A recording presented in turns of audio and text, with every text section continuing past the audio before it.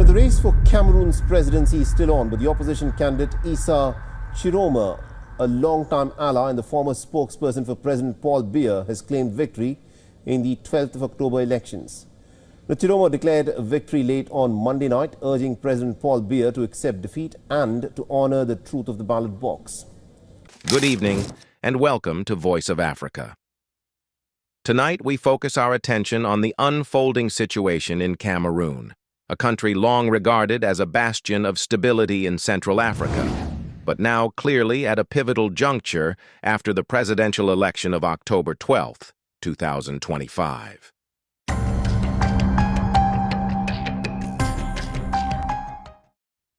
Over the past days, Cameroon has become the stage for two sharply divided narratives. On one side stands the assertion of a popular triumph. On the other, a declaration of institutional legitimacy. The atmosphere is charged, emotions are raw, and the stakes are high, not only for Cameroon itself, but for the wider region. The election was conducted under intense scrutiny. Shortly after the ballots were cast, Issa Tchiroma Bakary, leader of the Front pour la Lutte Nationale du Cameroun, FSNC, publicly claimed a sweeping victory. His camp insists that its tally from polling stations across the country and abroad supports this claim.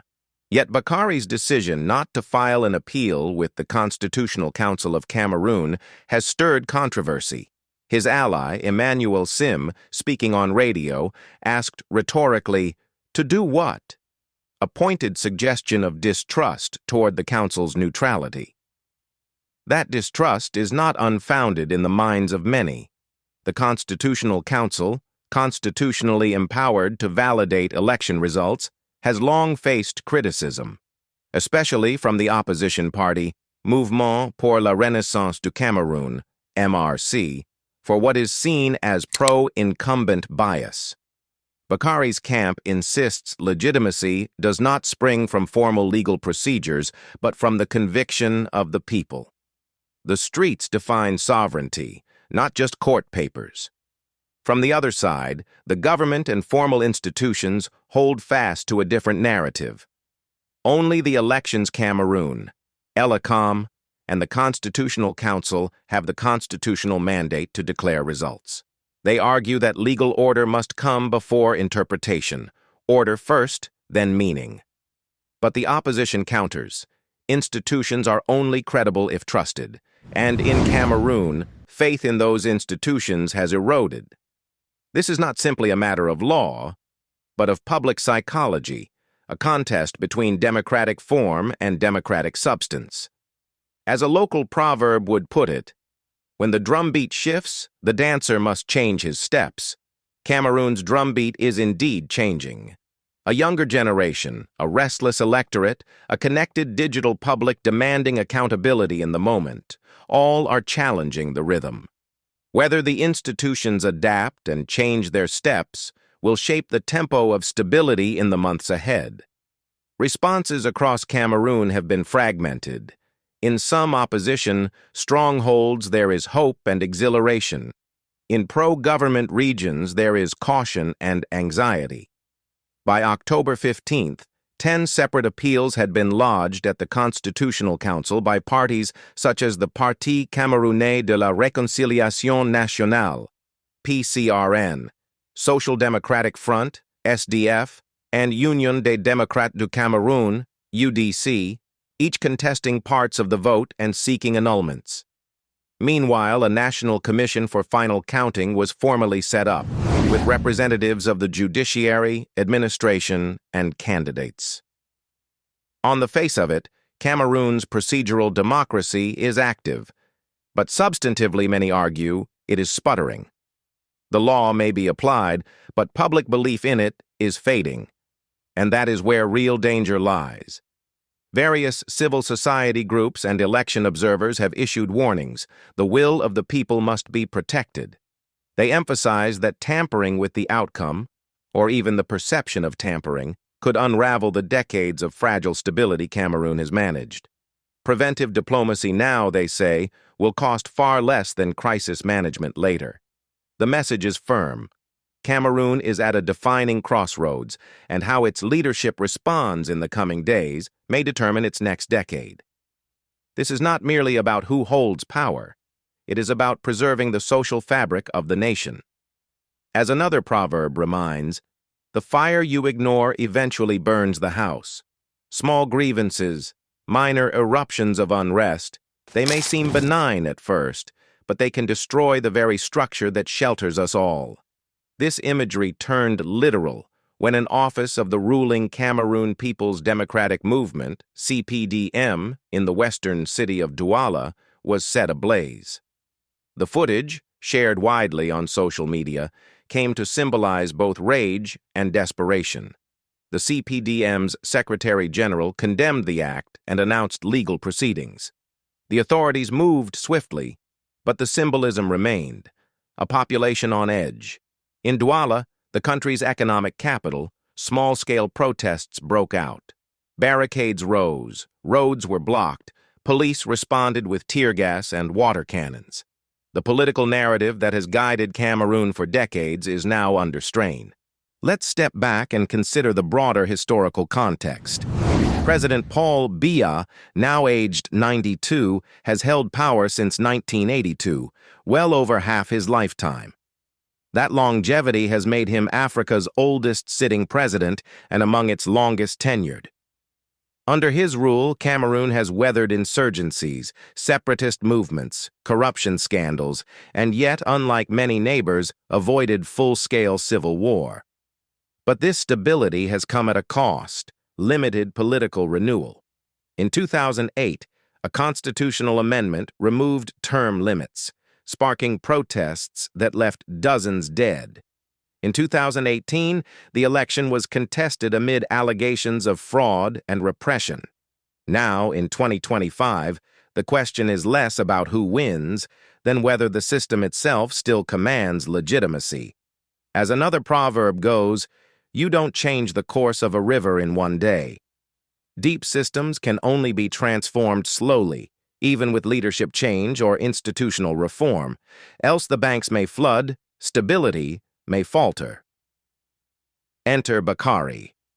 A one-time ally of Biya and even a former government minister, he has fashioned his candidacy as the transitional figure, neither radical nor entirely establishment, but a bridge.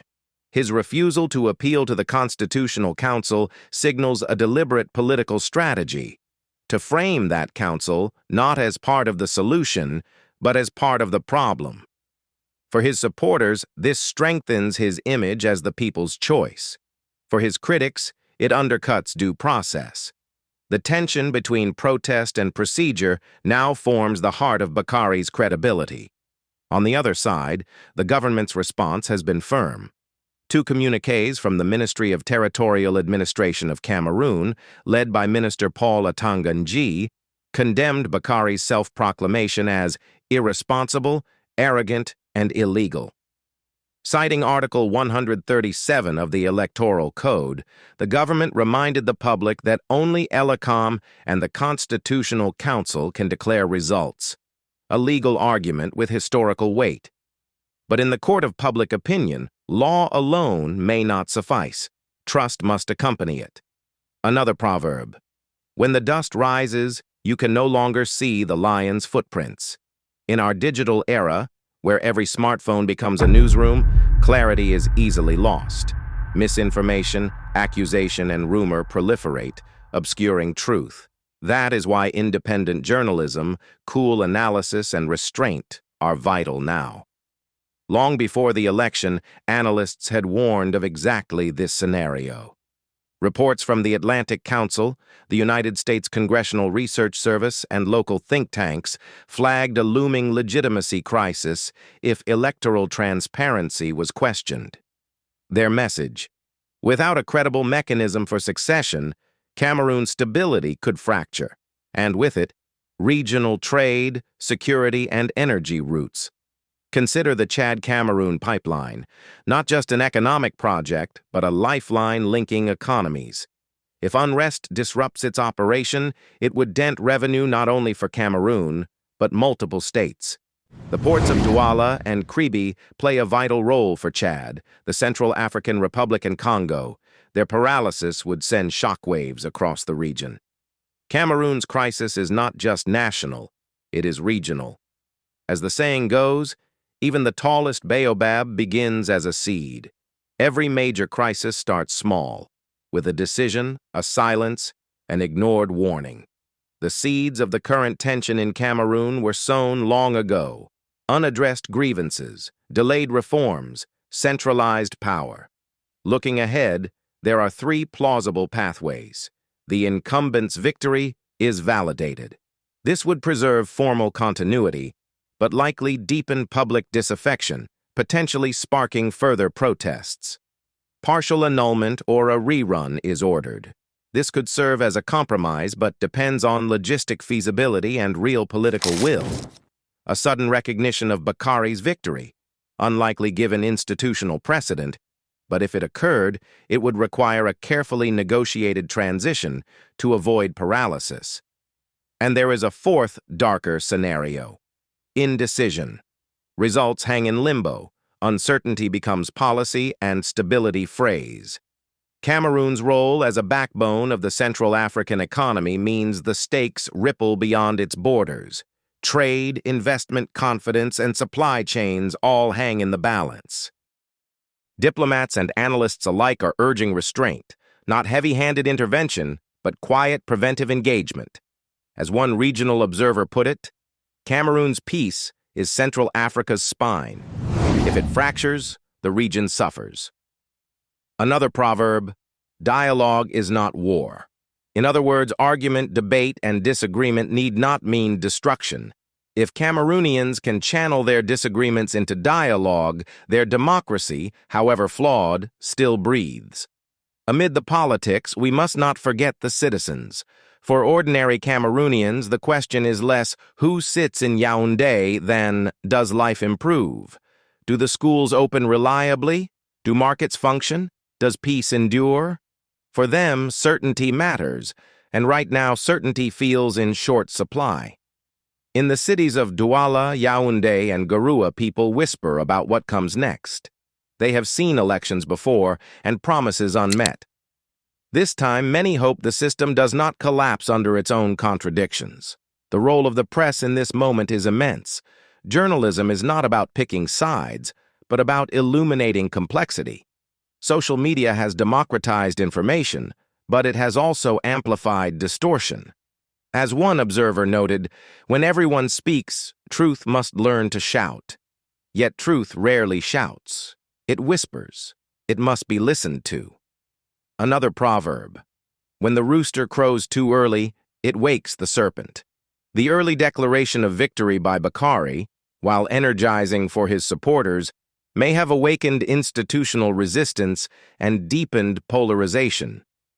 Internationally, reactions have been muted but watchful. Governments and multilateral bodies have urged calm, respect for due process, and non-interference, for no one wants to be seen as meddling in Cameroon's internal affairs. Yet no one can ignore the regional implications. Diplomatic circles speak softly of early, preventive, discreet talks, not loud condemnation. Another saying, "It is better to mend the clay pot before it breaks." Politically, early mediation costs far less than post-crisis reconstruction. Let us return to President Biya. At 92, he remains a symbol both of continuity and of the stagnant stagnation of a long-held order. His presence has become a metaphor for Cameroon's political system, resilient but aged, visible yet distant. Many Cameroonians quietly ask, who comes next and when? Bakari's challenge, even if unsuccessful, has reopened the larger question of succession, renewal, and limits of continuity. A proverb fits here. If you wish to go far, you must care for your horse. In politics, endurance requires moderation. Cameroon's forward path must be paced, not rushed into confrontation, not delayed into decay. Whatever the outcome of this election, three things are clear. First, the Cameroonian electorate has changed. They are more informed, more connected, less patient. Second, Institutions must evolve. Independence must be proven, not simply declared. Third, leadership renewal is no longer optional. It is inevitable. If this election is managed well, it could mark the beginning of a generational transition. If mismanaged, it could deepen cynicism and fracture the fragile peace Cameroon has long upheld.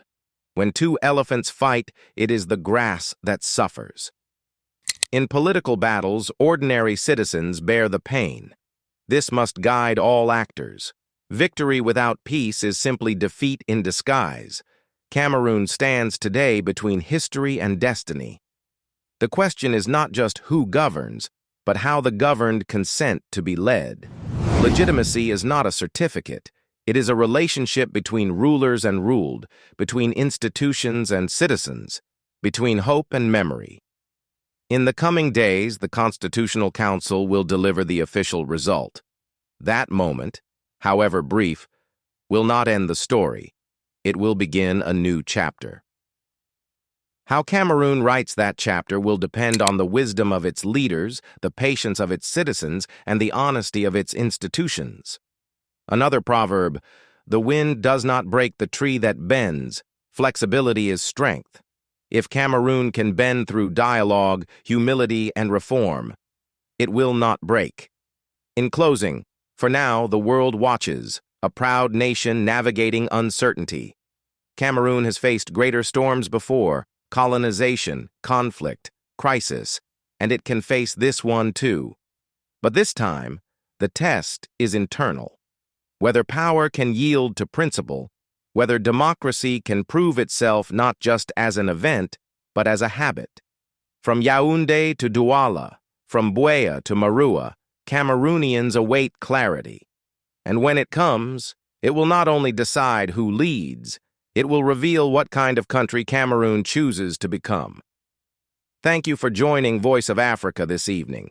Until next time, stay informed and stay engaged.